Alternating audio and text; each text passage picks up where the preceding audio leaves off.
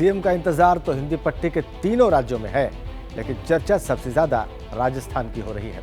राजस्थान की इसलिए क्योंकि सीएम की रेस में महारानी वसुंधरा राजे सिंधिया पिछड़ती दिखाई दे रही हैं। राजस्थान के लिए वसुंधरा का मतलब था सीएम। तय होता था कि बीजेपी जीती तो वसुंधरा ही सीएम बने, लेकिन इस बार हालात अलग हैं। सीन चेंज हो चुका है। बीजेपी जीत तो गई है, लेकिन वसुंधरा सीएम बनेंगी ऐसे संकेत फिलहाल दिखाई नहीं दे रहे। आखिर सीन बदला क्यों? क्या है राजस्थान की महारानी और राजनीति की मैडम वसुंधरा की कहानी? वसुंधरा राजे जिंदाबाद, वसुंधरा राजे जिंदाबाद, वसुंधरा राजे जिंदाबाद।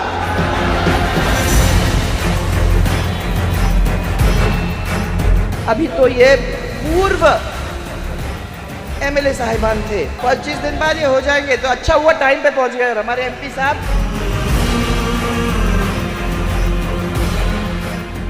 ये अंदाज राजस्थान में महारानी वसुंधरा राजे सिंधिया की पहचान है, जहां वो राज्य की जनता से एक नेता के तौर पर नहीं बल्कि महारानी के हक से ज्यादा संवाद करती हैं। नाभा की बहू, जाटों की बहू और राजपूतों की बेटी और गुजरों की समधिन, और ये सब 36 के 36 कौम को आगे ले जाने के काम करने में पूरी तरह से साथ आप लोगों के कंधे से कंधा मिलाकर चलने वाले हैं। वसुंधरा न सिर्फ 5 बार की विधायक हैं, बल्कि 5 बार लोकसभा सांसद भी रह चुकी हैं। मैं वसुंधरा राजे, जो लोकसभा की सदस्य निर्वाचित हुई हूँ, ईश्वर की शपथ लेती हूँ कि मैं विधि द्वारा स्थापित भारत के संविधान के प्रति सच्ची श्रद्धा और निष्ठा रखूंगी।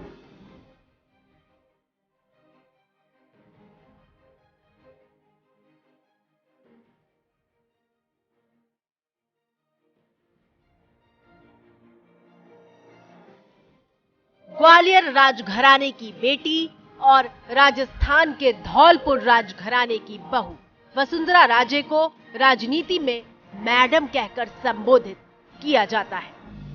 सर, मतलब बुलाया गया, मैडम ने बुलाया है क्या? और विधायक भी आ रहे हैं?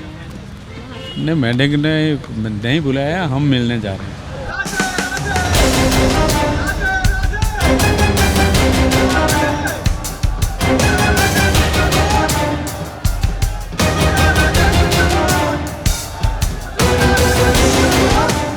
वसुंधरा राजे दशकों से राजनीति करती आ रही हैं और कर रही हैं, लेकिन बरसों बरस से उन्हें जानने वाले कहते हैं कि वसुंधरा नेता कितनी भी बड़ी हो, उन्होंने बर्ताव हमेशा महारानी जैसा ही किया है।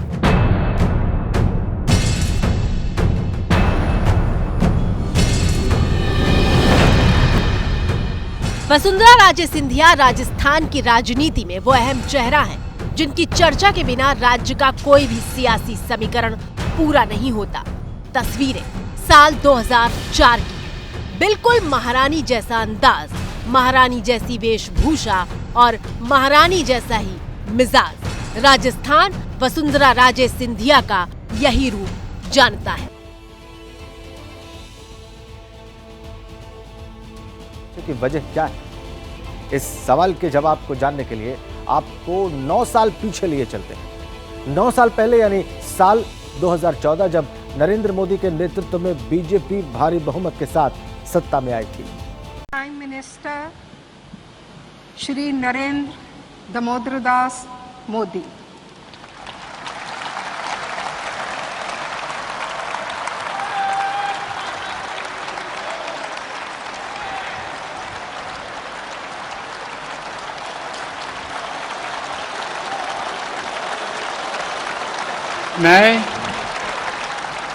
मैं नरेंद्र दामोदर दास मोदी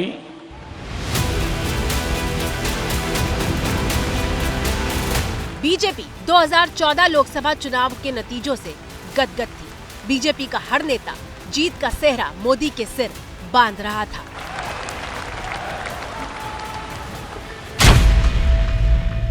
लेकिन उस वक्त वसुंधरा राजे सिंधिया ने बीजेपी की जीत को सामूहिक मेहनत बताया था। पहली बार देश की जनता ने स्पष्ट जनादेश दिया है। मैं देशवासियों को विश्वास दिलाता हूं, आपने हम पर जो भरोसा रखा है, उस भरोसे को कभी कोई चोट नहीं पहुंचने देंगे। राजस्थान के अंदर 25 के 25 सांसद और 200 में से 163 हमारे विधायक आप लोगों ने अपनी ताकत के ऊपर जिता के भेजा है और उसके लिए मैं आपको बहुत बहुत धन्यवाद देना चाहूंगी। किसी व्यक्ति को लगता है कि मेरी वजह से ये काम हुआ है तो उसको फिर से सोचने की जरूरत है।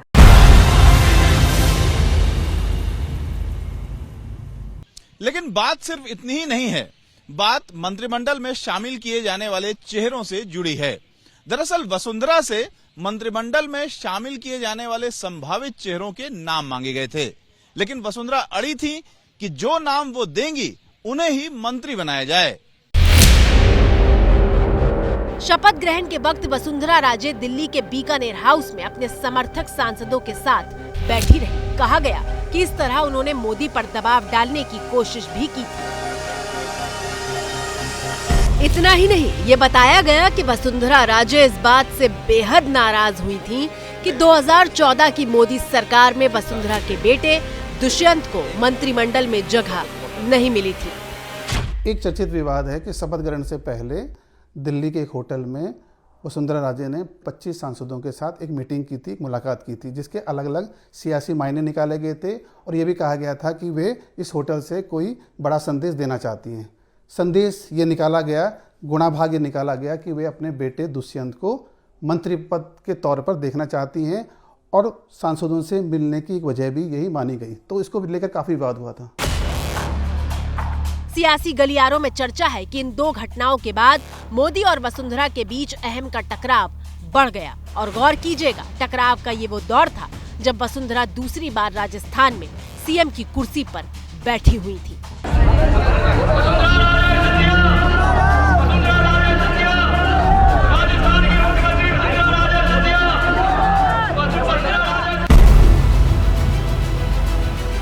वसुंधरा अपनी ठसक के लिए जानी जाती है। वसुंधरा जानती थी कि राजस्थान में बीजेपी के पास उनके अलावा और कोई विकल्प नहीं है, क्योंकि राज्य में वसुंधरा के कद का मुकाबला करने वाला कोई नेता हुआ ही नहीं। ये बात सबको पता है, दिल्ली में भी पता है और जयपुर में पता है कि वसुंधरा जी काउडाउन होने वाली नहीं है। वो उनका अपना व्यक्तित्व है और बाकी जो केंद्रीय नेतृत्व है उनकी जो क्षमता है वो अपार है और उनकी लोकप्रियता भी है, राज्य में भी है और वो केंद्र में भी मंत्री रह चुकी हैं। और सबसे बड़ी बात, उनके अंदर वो सारे गुण हैं जो उनकी माता के विजय राजे सिंधिया के पास। तो ऐसी स्थिति में वसुंधरा जी के जो अपना खुद का व्यक्तित्व और उनकी खुद की ताकत है, उसको पूरी तरह से भुलाया नहीं जा सकता। और वसुंधरा ने हमेशा राजस्थान की जनता से नेता के साथ साथ बहू और बेटी वाला रिश्ता भी बरकरार रखा। मेरे परिवार के अंदर 1, 2, 3 नहीं, 36 के 36 कौम, अलग अलग समाज मेरे साथ हैं।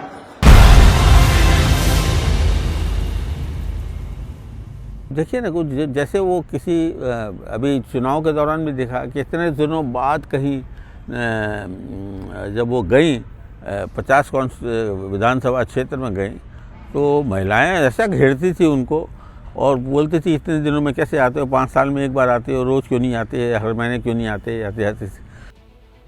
वसुंधरा राजे अपने कड़क मिजाज के लिए जानी जाती हैं, लेकिन सवाल यह है कि अगर बीजेपी के लिए राजस्थान का मतलब वसुंधरा था तो फिर वसुंधरा राजे 2023 की जीत के बाद भी पीछे क्यों छूटती दिख रही हैं? वजह के लिए आपको सबसे पहले एक तस्वीर दिखाते हैं।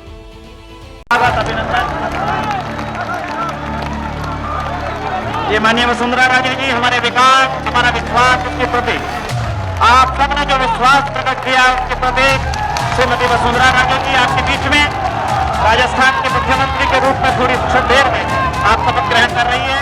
आपकी स्क्रीन पर मौजूद ये तस्वीरें 20 साल पहले यानी साल 2003 की है, जब वसुंधरा राजे सिंधिया पहली बार राजस्थान की सीएम के तौर पर शपथ लेने जा रही थी। धौलपुर की महारानी के लिए जिंदाबाद के नारे लगाए जा रहे थे।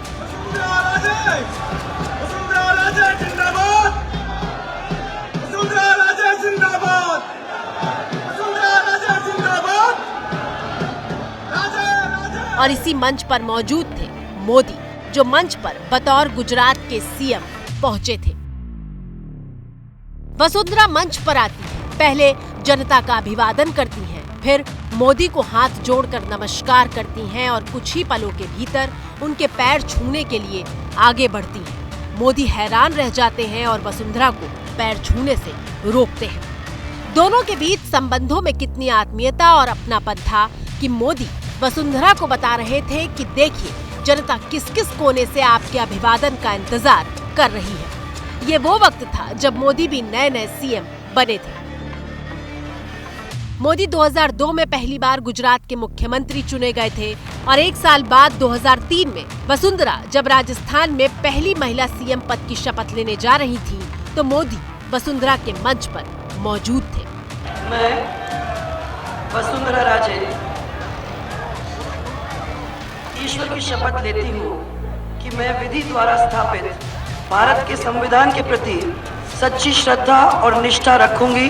सवाल ये है कि फिर ऐसा क्या हुआ कि मंच पर दोनों साथ तो आए, लेकिन एक तरह की दूरी दिखाई दी।